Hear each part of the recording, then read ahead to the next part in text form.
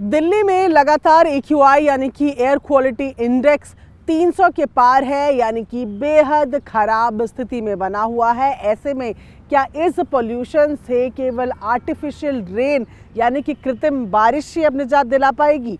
सबसे पहले तो मैं आज आपको दिल्ली का जो ओवरऑल AQI है वो बताऊं। अगर तो ओवरऑल AQI इस वक्त 329 के लगभग बना हुआ है।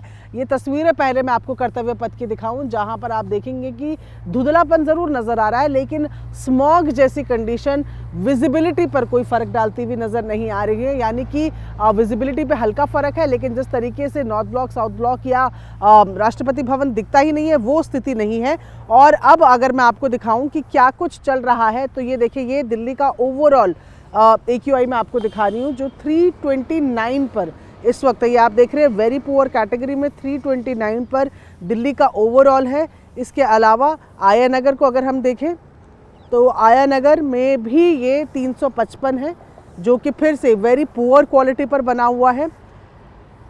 आप बुराड़ी की तस्वीरें अगर देखें तो बुराड़ी में ये 399 है, यानी कि 1 पॉइंट दूर है बस अगर बात करें हम सीवियर होने की। और चांदनी चौक की अगर बात करें,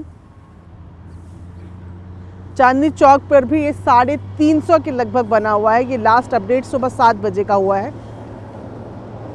मथुरा रोड की अगर हम बात करें तो मथुरा रोड में भी वेरी पुअर कैटेगरी में इस वक्त ये बना हुआ नज़र आ रहा है।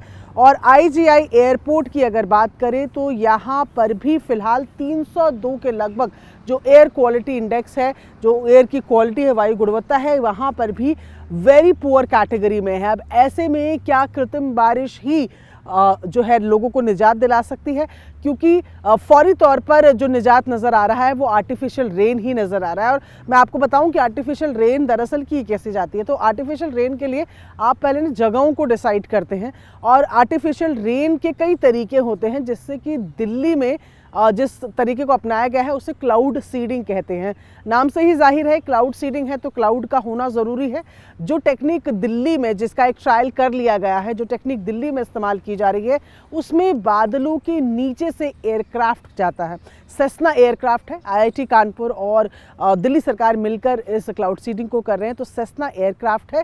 सेस्ना एयरक्राफ्ट के जो विंग्स होते हैं उसके नीचे पॉकेट्स बनाई गई हैं, जिनमें सिल्वर आयोडाइड जैसे जो केमिकल है उनको इसमें भरा गया है। ये बादलों के नीचे जाते हैं और उसके बाद एक बटन होता है विमान के अंदर, सेस्ना एयरक्राफ्ट के अंदर, वो बटन जो है वो प्रेस किया जाता है। तो दोनों विंग से 8-10 पॉकेट्स हैं, जिनमें सिल्वर आयोडाइड या इस तरीके की जो केमिकल्स हैं, जो सिल्वर आयोडाइड है जिनका बताया जा रहा है, इनको ब्लास्ट किया जाता है और अपवर्ड्स ब्लास्ट किया जाता है, यानी कि बादलों की तरफ, क्लाउड की तरफ इसे ब्लास्ट किया जाता है, जहाँ से क्लाउड्स पे वो जाते हैं और रेन कंडीशंस जो होती हैं, आर्टिफिशियल रेन जो होती है वो होने लगती है। तो ये फिलहाल क्लाउड सीडिंग किस तरीके से होती है ये मैंने आपको बताया। अभी दिल्ली में बुराड़ी में इसी तरीके से एक क्लाउड सीडिंग का ट्रायल किया गया है, जो कि सक्सेसफुल रहा है। हालांकि उस दिन क्लाउड कंडीशंस नहीं बनी हुई थी, तो उस वजह से बारिश वहाँ नहीं हुई, लेकिन पूरा एयरक्राफ्ट का जाना, ब्लास्टिंग, ये तमाम चीज़ों का टेस्ट वहाँ पर सफल हुआ है। अब दिल्ली में ये जो प्रदूषण हो रहा है, इससे कब तक निजात मिलेगा?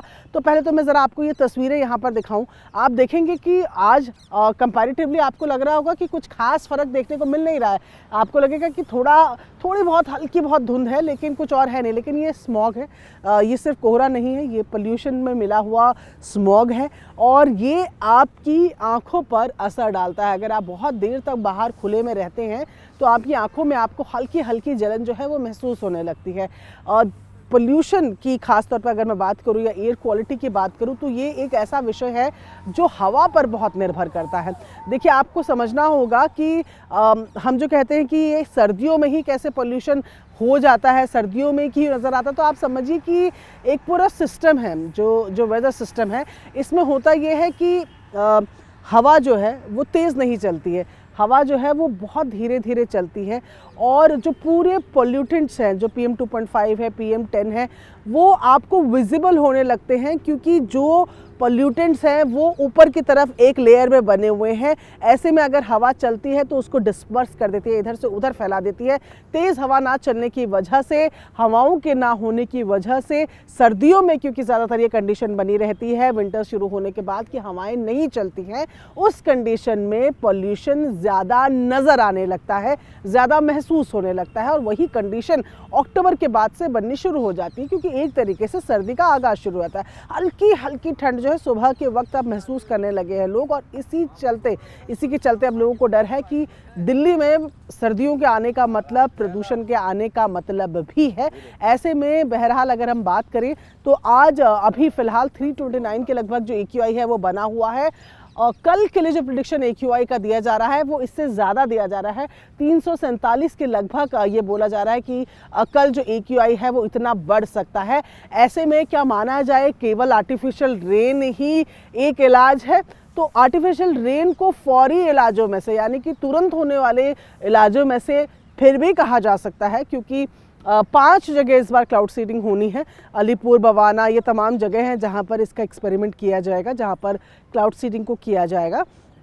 पर ये बिल्कुल टेम्परेरी उपाय है। ये वैसे ही है कि जैसे अचानक से तेज़ हवा चल गई और पोल्यूशन डिस्पर्स हो गया। पोल्यूशन जड़ से ख़त्म नहीं होगा, पोल्यूशन से लोगों को राहत मिलेगी फौरी तौर पर, ये डिसाइडेड है। लेकिन फ़िलहाल अगर बात की जाए तो आने वाले दिनों में IMD का कहना है कि 28, 29, 30 को ऐसी कंडीशंस बन रही हैं जहां पर वेस्टर्न डिस्टर्बेंस देखने को मिल सकती है, यानी कि बादलों की स्थिति हो सकती है, यानी कि हल्की हल्की बादल हो सकते हैं और हल्की हल्की बारिशें हो सकती हैं, जिसकी वजह से एक तो प्रदूषण पे फ़र्क पड़ेगा और दूसरा उन्हीं 3 दिनों में ये माना जा रहा है कि क्लाउड सीडिंग को भी किया जाएगा।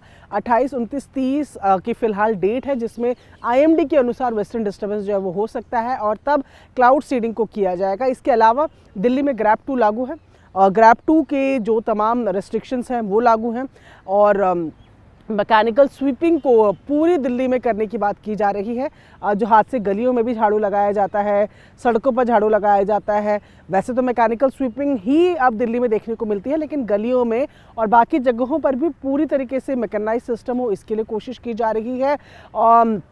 600 से ज़्यादा एंटी स्मॉग गन जो है वो दिल्ली की सड़कों पर नज़र आ रहे हैं, जो कि पानी छिड़कते रहते हैं। स्प्रिंकलर्स है जो पेड़ों पर और आसपास पानी छिड़कते रहते हैं, जिससे कि प्रदूषण को कम किया जा सके। विंटर एक्शन प्लान दिल्ली में लागू है। ऐसे में फ़िलहाल प्रदूषण की अगर बात की जाए तो आने वाले दिनों में ये दिक्कत बढ़ सकती है। आर्टिफिशियल रेन एक फौरी राहत ज़रूर दे सकता है, लेकिन प्रदूषण को ख़त्म करने के लिए सालों के सालों और यानी कि 12 के 12 महीने प्लानिंग और एग्जीक्यूशन की ज़रूरत है।